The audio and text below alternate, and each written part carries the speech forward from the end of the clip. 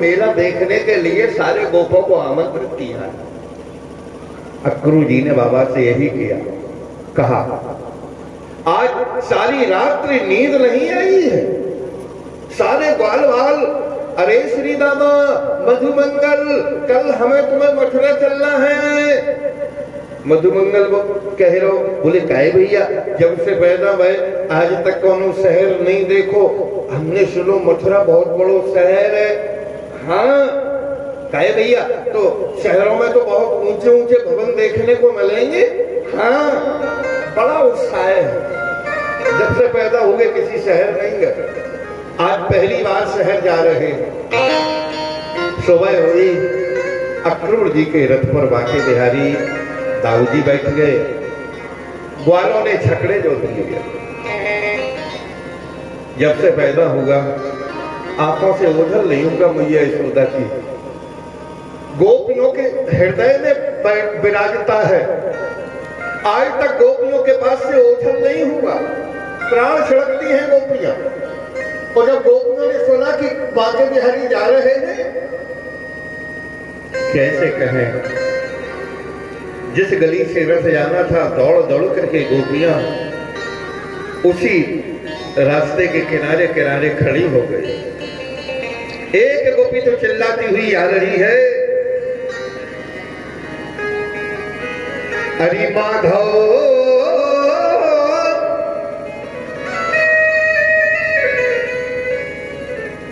चिल्ला रही है, अरे माधव माधव रुक जाना माधव, हरि माधव माधव, हरि के माधव, मुझे छोड़ के जाना ना माधव। और तुमरे ही कारण बनी हूँ जुगन, अब बन जा तू जोगी ओ माधव, बन जा तू जोगी ओ माधव, बन जा जोगी ओ माधव। आज सारी गोपियों के मुंह से एक ही आवाज निकल रही है, हरि आजा आजा माधवा, आजा आजा माधवा रे, आजा आजा माधवा, आजा आजा माधवा।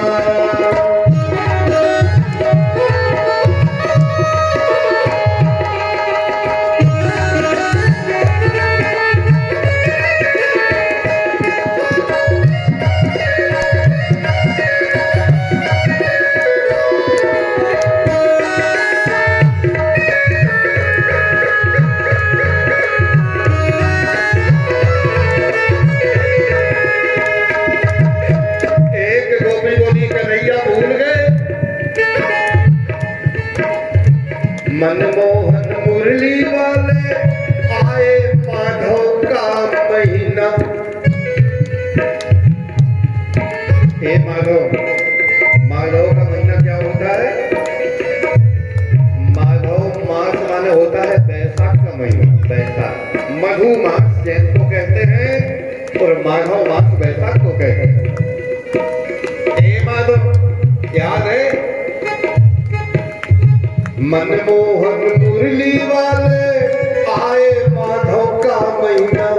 इस माधव के महीने में अपने माधव के बिना मन माने बिन माधव ना, मुश्किल माधव बिन दीना, मुश्किल माधव बिन दीना, मुश्किल माधव बिन दीना, मुश्किल माधव बिन दीना। अरे मुश्किल माधव बिन जीना, अरे आजा आजा माधवा, आजा आजा माधवा, आजा आजा माधवा, आजा आजा माधवा।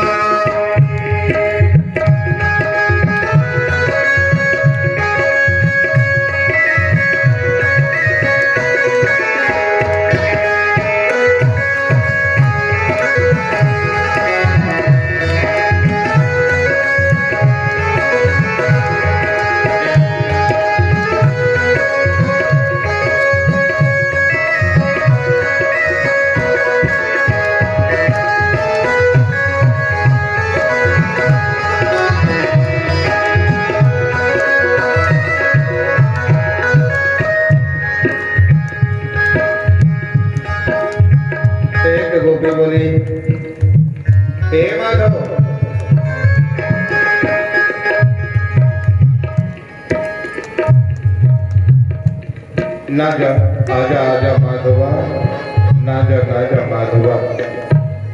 आज सारी गोपियां रो रही हैं। एक गोपी ने अक्रूर से पूछ लिया, क्यों, तेरा क्या नाम है? मेरा नाम अक्रूर है। गोपी रथ के आगे लेट गई, कहती है, अरे तेरा नाम तो क्रूर होना चाहिए, क्रूर, क्रूर होना चाहिए, कठोर। हमारे मनमोहन प्राण प्यारे को हमसे दूर करके ले जा रहा तू, और क्रूर मैं तुझे तब मानूं, अब बढ़ा रथ आगे तू। तेरे रथ का पहिया मेरे सीने से निकलेगा, रथ को आगे नहीं जाने दूंगी। उसी समय बांके बिहारी नीचे उतरे हैं, गोपी को हृदय से लगाया और गोपी को वचन दिया कि तेरा श्याम गोपी तुझे वचन देता है, श्री वृंदावनम परित्यज्य पाद में कम न गच्छति। तेरा श्याम तुझे वचन देता है गोपी कि वृंदावन छोड़ के मैं कभी एक पग इधर से उधर नहीं जाऊंगा, मेरा नित्य निवास श्री धाम वृंदावन में रहेगा। गोपियों को वचन दिया, बस आज गया, कल रुकूंगा, परसों लौट के आ जाऊंगा। आज जाते हुए रथ को गोपियां तब तक देखती रही जब तक रथ आंखों से ओझल नहीं हो गया। यमुना के किनारे पहुंचा तो अक्रूर जी की स्नान करने की प्रवृत्ति को बांके बिहारी ने बढ़ा दिया, नहा लिया।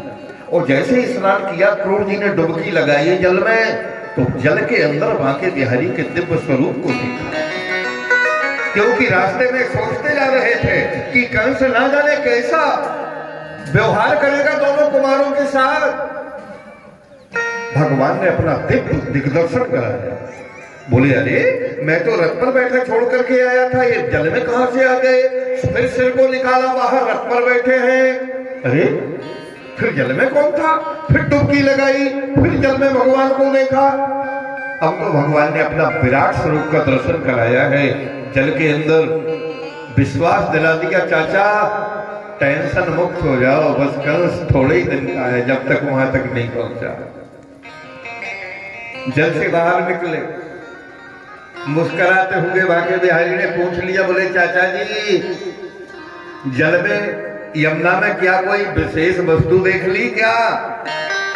बोले, गोविंद आपको देख लिया तो सब देख लिया, रोम रोम प्रति लागे कोटि कोटि ब्रह्मांड प्रभु, आपको देख लिया, सब देख लिया। और सायंकाल होते होते रथ मथुरा पहुंचा। अक्रूर जी को विदा किया। बांके बिहारी ने कहा, अक्रूर जी, चाचा जी आप जाइए, कंस से जो कहना कह दीजिए, आज रात्रि में ही यमुना के किनारे विश्राम करेंगे और सुबह से मेला देखते जाएंगे। अक्रूर जी को वचन दिया, एक दिन तुम्हारे यहाँ मैं जरूर आऊंगा। रात्रि व्यतीत यमुना के किनारे हुई, सुबह हुई, और जैसे ही सुबह हुई, श्री दामा, मधुमंगल, मनसुका सब अपने अपने छकड़ों की ऊंचाई पे चढ़ के देख रहे हैं शहर को। और छकड़ों की ऊंचाई का हो पज्जा? बोले नहीं, पज्जों से ऊंचो कछु हो चुके। बोले कोटिली, हाँ मनसुका तो कोटिली पे ठाणो, एक पांव से धारू पे लठिया टेक, आंखें फाड़ फाड़ के देख रहा। बांके बिहारी ने पूछ लिया, क्यों मनसुका तुझे कुछ दिखाई दे रहा क्या? बोले, हाँ क्या दिखाई दे रहा? बोले, बहुत बहुत ऊंचे ऊंचे भवन। कन्हैया चलो जा शहर को घूम आए। तो बांके बिहारी ने कहा, मनसुका बाबा से तो पूछ लो, बाबा जाने नहीं देंगे, परदेश है, ये वृंदावन नहीं है, ये शहर है, शहर बहुत बड़ा होता है। मनसुका बाबा के पास गो, हाथ जोड़ दे, बोले, काहे बाबा जा शहर को घूमी आवे। बाबा बोले, मनसुख ये वृंदावन नहीं है, ये शहर है, और शहर के कुछ नियम होते हैं, तुम क्या जानो शहर के नियम? तो मनसुका बोलो, बाबा जीवन में मतलब पहली बार तो शहर आए हम, और नियम, अरे नियम आप हमें बता दो, हम तो सीख लें। तो बाबा बोले सीख लो। पहलो नियम तो जो ही हो कि रोड पर बाईं ओर चलिए। शहर है, हजारों वाहन चल रहे, एक्सीडेंट हो गया तो बस कोई काऊ की कहने वालों नहीं है। बोले पहलो नियम सीख गए, रोड पर बाईं ओर चलिए। नेक्स्ट से नियम बाबा नेक्स्ट देर में सीख लो। और बोले दूसरों जो भैया पर्दे से पे लड़ना झगड़ना नहीं है, जो वृंदावन नहीं है कि घरे वो लाइन होगा और पर्दे से यहाँ शहर है। बोले बाबा काऊ से लड़ है नहीं, दूसरों नियम सीख लो। और बोले तीसरा जाए भैया के समय से पहले आ जाना, इतना बड़ा शहर हम कहाँ खो जाएंगे। तो बोले बाबा तीनों नियम सीख गए, अब घूमे। बाबा बोले हाँ घूमे। आगे मनसो का नियम पत्रिका की किताब देखी पॉकेट में डली थी, सबसे आगे आगे चल लो, पीछे सारे ग्वालवाल। मनसो का तब तक तो बाईं ओर रोड पर चलता गया जब तक बाबा दिखाई देते रहे। और जहां बाबा आंखों से ओझल हुए, मनसो का उतनी लठिया रोक रही। कन्हैया बोले काहे रुक गए? बोले एक बात समझ में नहीं आ रही कन्हैया। बोले का? बोले कम से कम 1.5 किलोमीटर निकल आए तब बात समझ में आई। कन्हैया बोले का बात समझ में आ गई? मनसो का बोलो जो बात समझ में आ गई कि बाबा ने जो कहे कही थी बाईं ओर चली गयो और 1.5 किलोमीटर निकल आए तब बात समझ में आई। बोले का बात समझ में आ गई? मनसो का बोलो जो बात समझ में आ गई कि रोड का काऊ को सरकारी हो पूरे पे चलिए। हाँ काऊ को हो तो रोड। हाँ कन्हैया बोले बात में तो दम है, रोड काऊ को नहीं हो सरकारी हो। तो बोले 1.5 किलोमीटर में करिए तब आई बात समझ में, पूरे पे चलिए। एक किनारे पर मनसुका हो गया, दूसरे किनारे पर कन्हैया, बीच में सारे ग्वालवाल और हाथों में हाथ फांस लिए सारे रोड को जाम करके चल रहे हैं। सामने से देखा एक रजक आ रहा है। रजक मनसुका कन्हैया से जो ही कहा चलो जा रहा हो तो कि देखो कन्हैया अपन पहली बार तो देखो मामा के यहाँ आए, तो बहुत उत्सव है। तो अगर अपने पास को अच्छे से वस्त्र होते तो अपन और अच्छे लगते। बाके बिहारी ने कहा मनसो तो अपने मामा कोई साधारण नहीं, यहाँ के राजा हैं, उन्होंने अपने लिए वस्त्रों की जरूर व्यवस्था बनाई होगी। बोले अब देखो भाई। तब तक सामने से एक रजक आता हुआ दिखाई दिया, कपड़ों की पोटली, सेवक, बहुत सारे सेवक साथ में है, कपड़ों की पोटलियां सिरों के ऊपर रखे हैं। और जैसे ही सामने आया कन्हैया ने कहा देख मनसुका, हमें लग रहा हो मामा जी ने वस्त्र भेज दे। रजक के सामने पहुंचे बाके बिहारी और कहा ए रजक मामा, इतने सारे वस्त्र किसके हैं? रजकम कच्चिदायांतम रंगकारं गदाग्रजा। और जैसे ही वो रजक सामने आया, बाके बिहारी ने कहा रजक मामा ये वस्त्र किसके हैं? रजक कहता है मेरे स्वामी कंस के हैं। अरे रजक मामा, इनमें से एक एक जोड़ वस्त्र हम लोगों के लिए निकाल लो। रजक क्रोध से मतवाला हो गया, क्रोध में भर के बोला अरे मूर्खो, क्या मरना चाहते हो? मुझे लगता है कि जंगल से आए हो, जंगली कहीं के। हाँ बोले ठीक पहचाना, जंगल ही से आए, वृंदावन से आए, पहचाना तो ठीक है। अच्छा अब जा बताओ, वस्त्र दे देते। बोले नहीं है मेरे स्वामी कंस के वस्त्र है, मारे जाओगे, भाग जाओ मूर्खो। तो कन्हैया ने मनसुका की तरफ देखो, बोले काहे मनसुका, बाबा ने दूसरो नियम का बताओ तो।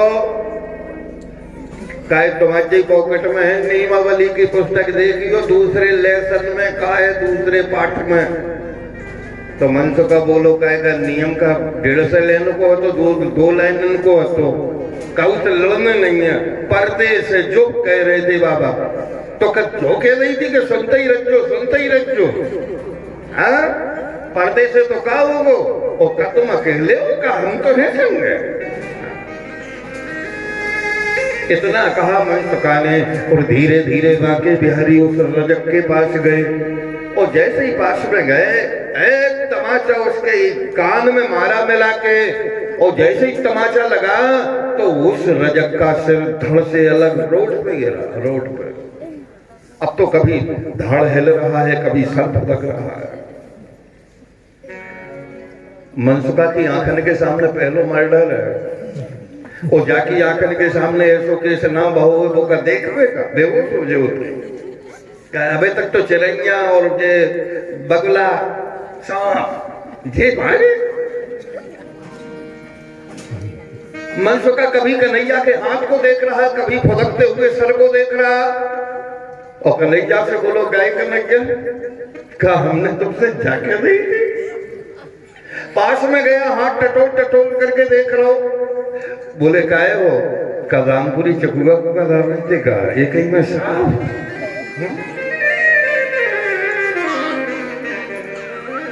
आज इस धोबी को उद्धार कर दिया, लेकिन एक प्रश्न उठा कि ये धोबी है कौन, क्यों मारा इसको? इतना बड़ा अपराध नहीं था इसका। अगर इसने वस्त्र नहीं दिए थे तो सेवक है, वो सेवक का अधिकार नहीं होता है कि स्वामी से बिना पूछे स्वामी की वस्त्र किसी को दे दे, ये अधिकार नहीं होता। इसने इतना बड़ा तो अपराध नहीं कर दिया अगर वस्त्र नहीं दिए कि इसको मृत्युदंड नहीं दिया जाए। लेकिन हाँ बंधु, ये वही अयोध्या का धोबी है जिसने किशोरी जी को पातक लगाया था। वही आकर के मथुरा का धोबी बना। लेकिन जो अयोध्या का धोबी है जिसने किशोरी जी को पातक लगाया था, कहे भैया ऐसा लिखा है गोस्वामी जी ने कि राम जी के राज में बोले सब नर कर है, अरे सब नर कर है परस्पर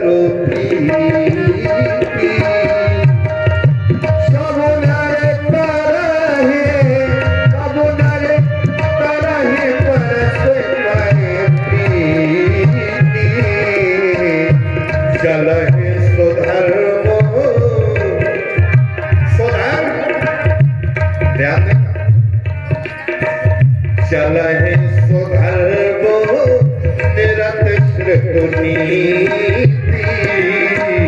चल है सुधर्मो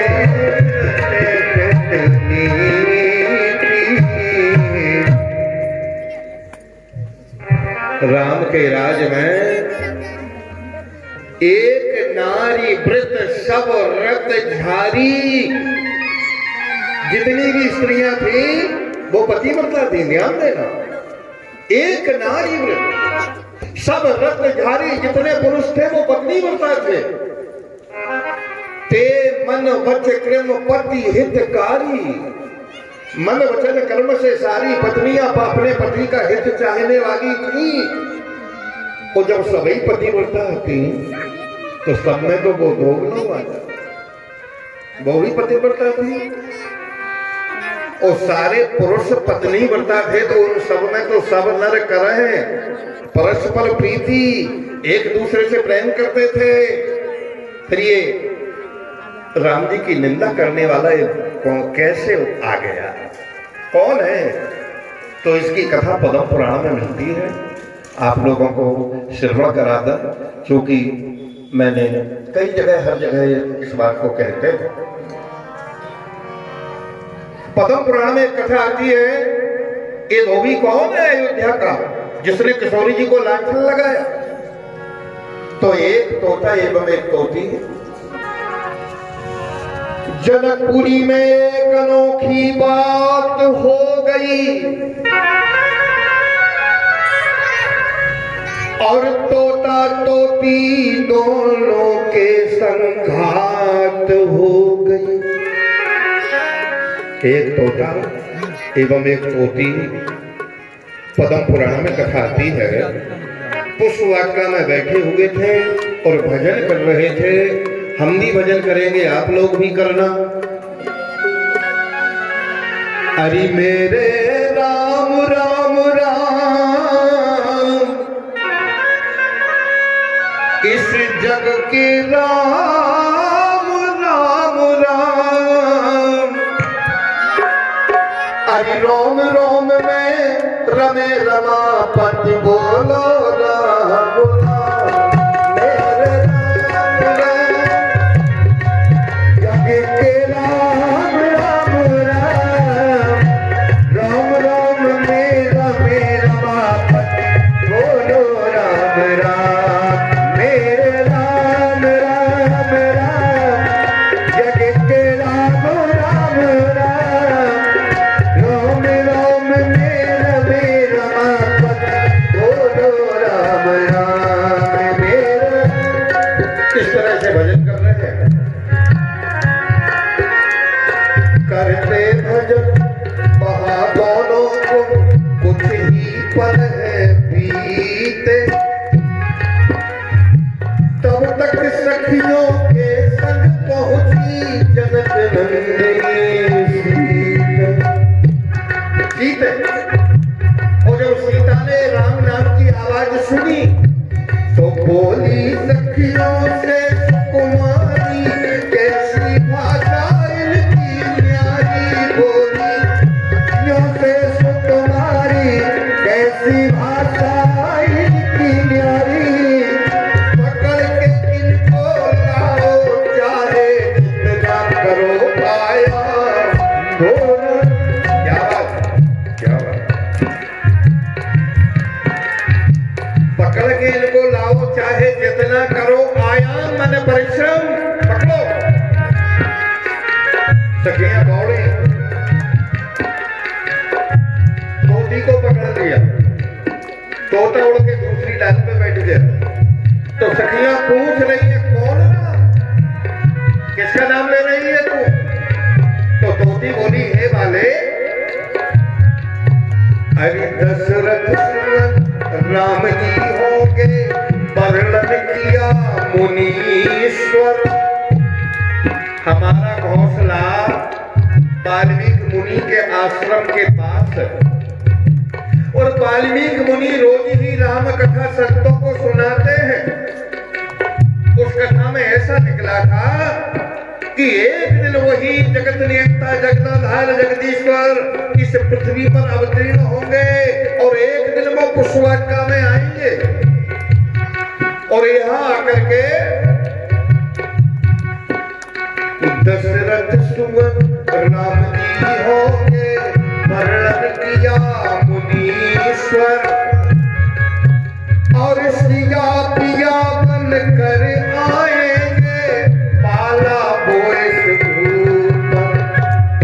इस भूप पर। एक दिन वो आएंगे और धनुष का भंजन करेंगे। राजा जनक की पुत्री सीता के संग उनका विवाह होगा। तो सीता बोली, मेरे साथ विवाह होगा? सीता तो मेरे ही नाम है। लेकिन तोती, मुझे तेरी बात में विश्वास नहीं हो रहा। अरे मेरे बड़े भाग्य सौभाग्य जो उनके साथ मेरा विवाह हो, लेकिन विश्वास नहीं हो रहा तोती। मैं तुझे तब तक बंदी बना के रखूंगी जब तक मेरा विवाह उनसे नहीं हो जाएगा। तोती बोली, हे वाले, मुझे बंदी बना रही हो तो मेरी विनय सुन लो। क्या? सुन सीते, हरि सुन सीते, मैं गर्भवती हूँ, अभी यहाँ से जाऊं। हमारे उदर में हल्का हल्का दर्द उत्पन्न हो गया है। मैं गर्भवती हूँ और मेरा अंडा देने का समय हो गया है। मुझे जाने दो, छोड़ दो। और तुम्हें बंदी बनाना है तो मैं आ जाऊंगी। सीता बोली, तू आएगी नहीं, झूठ बोलती है। तो तोती सौगंध खाती है। सुन सीते, मैं गर्भवती अभी यहाँ से जाऊं।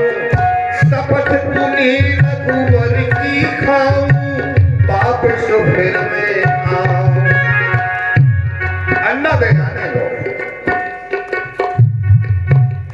सीता को तरस न आया, तोती को कर प्रीत दबाया। तब सीता को तरस न आया, तोती कर प्रीत दबाया। और प्राणों को त्यागा, तोती ने मन में रट राम राम। अंडा देने का समय था, सीता ने तोती को नहीं छोड़ा, प्राण निकल गए तोती के। और एक आवाज आई, प्राणों को त्यागा, तोती ने मन में रट राम राम। अरे मेरे राम राम राम, सबके राम राम राम, राम राम मेरा मानवा। ओ राम राम मेरे राम राम राम, जगत के राम राम राम।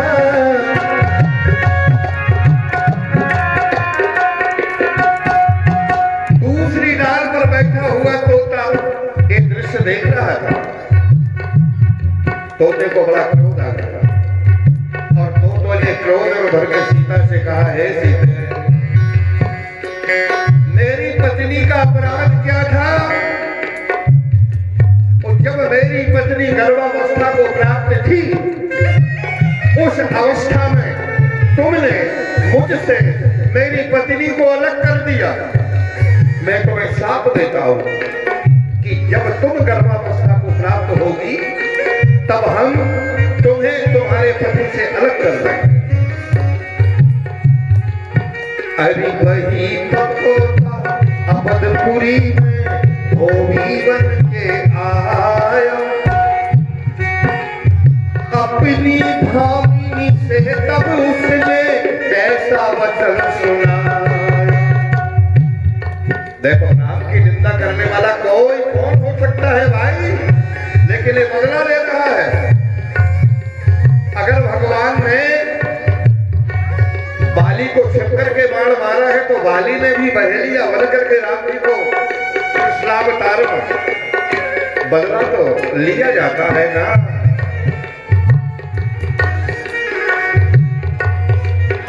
अपनी भामिनी से तब उसने ऐसा वचन सुनाया, नहीं मैं राम हूँ वो धनुधारी, जिन रावण के दिन नहीं नारी। नहीं मैं राम हूँ वो धनुधारी, जिन रावण के दिन है नारी।